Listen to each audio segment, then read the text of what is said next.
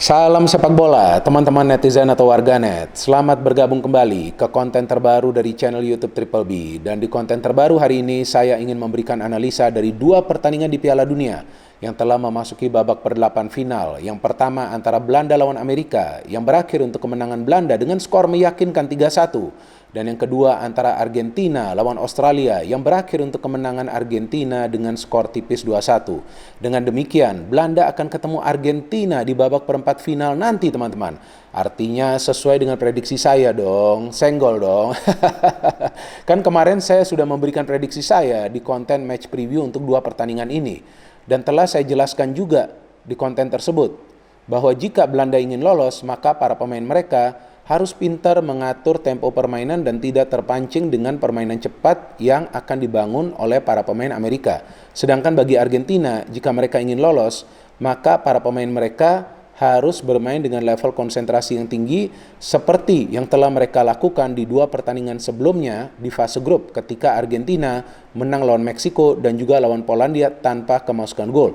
Dan ternyata itu yang benar-benar terjadi kan teman-teman. Dan kita juga bisa mencermati taktik yang brilian dari Louis van Gaal, pelatih Belanda, dan juga dari Lionel Scaloni, pelatih Argentina, sehingga tim mereka bisa lolos ke babak selanjutnya. Sebetulnya para pemain Amerika Serikat tidak bermain buruk, bahkan merekalah yang mendominasi jalannya pertandingan. Merekalah yang bisa menciptakan banyak peluang. Tapi ketika tidak tenang, disitulah akan muncul kesulitan bagi para pemain untuk menyelesaikan peluang-peluang yang mereka dapat. Jadi apalah artinya possession tersebut jika peluang-peluang yang diciptakan pun tidak bisa dikonversikan menjadi gol. Jadi intinya adalah efektivitas untuk membangun serangan agar bisa menciptakan peluang dengan tentunya bisa mencetak gol. Nah, itulah yang dilakukan oleh para pemain Belanda, teman-teman. Memang dari jalannya pertandingan, Amerika yang pertama mendapatkan peluang yang berbahaya kan, ketika syuting dari Christian Pulisic itu bisa di-save oleh Noppert. Tapi selain itu di babak pertama, mereka tidak bisa lagi menciptakan banyak peluang yang berbahaya. Apalagi setelah mereka tertinggal lebih dulu di menit-menit awal. Kalau nggak salah itu di menit ke-10 atau 11, Depay sudah mencetak gol. Dan kita juga bisa perhatikan bahwa para pemain Belanda ini mampu keluar dari tekanan para pemain Amerika Serikat. Kok bisa? Ya karena mereka mengandalkan passing. Mereka juga mengandalkan pergerakan tanpa bola. Mereka juga mengandalkan pressing. Jadi pressing yang mereka lakukan itu cukup dalam. Mulai dari lini tengah. Jadi taktiklah yang membuat Belanda itu bisa lolos ke babak perempat final. Kan kita juga sudah tahu bahwa di skuad Belanda ini nggak ada pemain bintang. Materi pemainnya merata. Tapi karena para pemain Belanda ini bisa memahami game plan dari pelatih mereka, sehingga mereka memahami apa yang perlu mereka lakukan, maka itu mereka bisa mendapatkan hasil akhir yang positif. Padahal memang dari segi permainan mereka kurang meyakinkan. Tapi dari segi ketenangan, merekalah rajanya di Piala Dunia kali ini. Gak ada kepanikan yang muncul di ruang pertahanan Belanda, teman-teman, ketika mereka itu sering diserang. Dan pas pula penjaga gawang mereka ini bagus, Noppert ya. Bagus sekali. Di pertandingan kemarin malam pun dia melakukan begitu banyak save. Dan seperti yang juga saya jelaskan bagi para pemain Belanda untuk keluar dari pressure para pemain Amerika yang saya jelaskan di konten match preview ya. Untuk pertandingan ini bahwa mereka harus mengandalkan passing. Dan memang itu yang mereka lakukan kan. Ada kombinasi passing di antara para pemain sebelum mereka bisa mencetak gol pertama.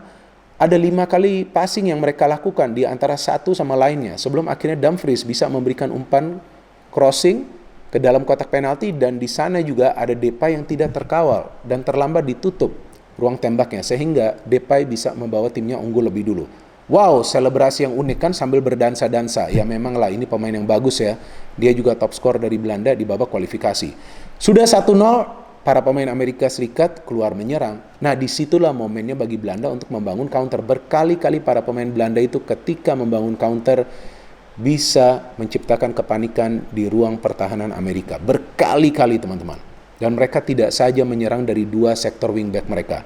Dari tengah pun aktif. Ada De Jong, ada Klaassen. Aduh, saya terhibur banget ya nonton pertandingan dari Belanda nih kemarin malam. Jujur, saya gak bohong sama sekali. Passing-passing mereka itu loh, kombinasi permainan di antara para pemain mereka itu loh, rapi banget. Ini gak gampang loh teman-teman. Jadi memang pelatih mereka ini bagus banget, Louis van Gaal, yang sebelumnya membawa tim Belanda lolos sampai ke semifinal kan di Piala Dunia 2014. Kemudian mendapatkan peringkat ketiga. Mereka mengalahkan tim tuan rumah Brazil ketika itu kalau nggak salah dengan skor 3-0. Jadi taktik ini sangat penting. Nah, terlihat juga para pemain Belanda ketika terus membangun counter ini membahayakan dan akhirnya mereka bisa menambah gol mereka. Dan lagi-lagi pergerakan dilakukan oleh Dumfries yang sepertinya tidak bisa dikawal oleh para pemain Amerika dan dia bisa memberikan crossing dan di sana ada wingback lainnya Daley Blind yang bisa mencetak gol. Luar biasa memang kombinasinya from one wingback to another wingback. Nah, inilah yang saya suka ketika ada crossing-crossing sempurna yang masuk ke dalam kotak penalti di mana para pemain Amerika tampak linglung, bingung mereka. Mau kita jaga para pemain Belanda nih dari mana? Kita tutup di tengah, mereka main dari wing. Kita tutup di wing, mereka main di tengah. Tapi memang mereka para pemain Belanda terlihat lebih efektif dari sektor sayap sih. Apalagi Gakpo ini kan juga banyak bergerak dari sayap sama juga seperti Depay ya. 2-0 ya udahlah. Para pemain Belanda cuma mengatur tempo permainan. Amerika banyak dapat peluang. Kan Pulisic juga mendapatkan 2 peluang lagi tuh di babak kedua. Tapi gimana caranya bisa mendapatkan hasil akhir yang positif kalau finishingnya ini lemah. Nah itu yang disayangkan. Memang Amerika bisa memperkecil ketertinggalan kan dari Haji Wright. What a goal, good goal. Saya melihat sontekan dengan ankle-nya memang udah gak bisa dibaca sih oleh Noppert. Tapi ya setelah itu ketika mereka keluar menyerang terus kan beberapa kali itu Belanda bisa menciptakan peluang sebelum akhirnya Dumfries yang menurut saya layak mendapatkan gelar man of the match dari permainan dia di pertandingan kemarin malam mencetak gol ketiga bagi Belanda dan dia mendapatkan umpan dari Daley Blind. Lagi-lagi from one wingback to another wingback. Wah, cantik kali ini gol. Dumfries tidak terkawal. Wah, kemana ini para pemain Amerika? 3-1 adalah skor yang layak bagi Belanda. Ya layak lah ya, Belanda lolos ke babak perempat final. Dan sekarang saya ingin membahas pertandingan kedua ya, dari babak per-8 final ini antara Argentina lawan Australia. Ya jelas lah, di atas kertas memang Argentina yang akan kemungkinan besar lolos. Tapi kan gak gampang juga mereka lolos. Seperti yang pernah saya jelaskan beberapa kali bahwa tidak ada pertandingan yang mudah lah di Piala Dunia ini kan, dan memang para pemain Argentina dipaksa bekerja keras karena Australia ini bermain dengan taktik konservatif ya. Jadi mereka akan nunggu di dalam ruang pertahanan mereka, hanya sesekali membangun counter. Pertama-tama mereka ingin membuat para pemain tim lawan itu frustasi karena tidak bisa mencetak gol, kemudian pada momen yang tepat akan membangun counter dengan harapan bisa mencetak gol. Tapi Argentina ya, para pemain Argentina ini sudah terbiasa menghadapi permainan dari tim lawan seperti ini. Di fase grup kan seperti itu juga. Memang mereka kecolongan lawan Arab Saudi, tapi di pertandingan selanjutnya kan mereka agak kecolongan. Staying power mereka bagus banget loh teman-teman. Bagus banget nih tim Argentina. Mainnya juga compact football, jadi rapat banget di tengah. Tapi penyaluran bola itu sangat cepat bisa mereka lakukan ke salah satu sektor sayap. Dan memang sih sangat disayangkan untuk pertandingan ini, Di Maria tidak bisa bermain karena tidak 100% fit. Nah tentu ini kan adalah kerugian sebetulnya bagi Argentina. Tapi mereka tidak boleh mengganti sistem of play mereka. Seperti yang juga saya jelaskan ketika saya siaran pertandingan ini kan di SCTV dini hari tadi. Maka itu nih, saya kalau buat konten sekarang kesorean karena capek kan. Begadang juga, tidur cuma 5-6 jam, udah harus bangun. Terus ada tugas dari kantor juga, baru kemudian saya baru bisa membuat konten. Jadi capek juga nih saya, tapi kan saya tetap ingin memberikan analisa saya. Jadi saya jelaskan ketika siaran langsung itu bahwa Brazil pun menghadapi masalah yang sama ketika Neymar tuh absen di pertandingan kedua mereka lawan Swiss, yang Brazil jika menang lolos ke babak selanjutnya. Tapi sistem of play dari Brazil itu nggak berubah. Jadi terus memberikan high pressure. Nah itu juga yang dilakukan oleh para pemain Argentina. Dan lebih banyak pemain yang melakukan pergerakan dengan bola dari sektor sayap itu adalah dua fullback mereka.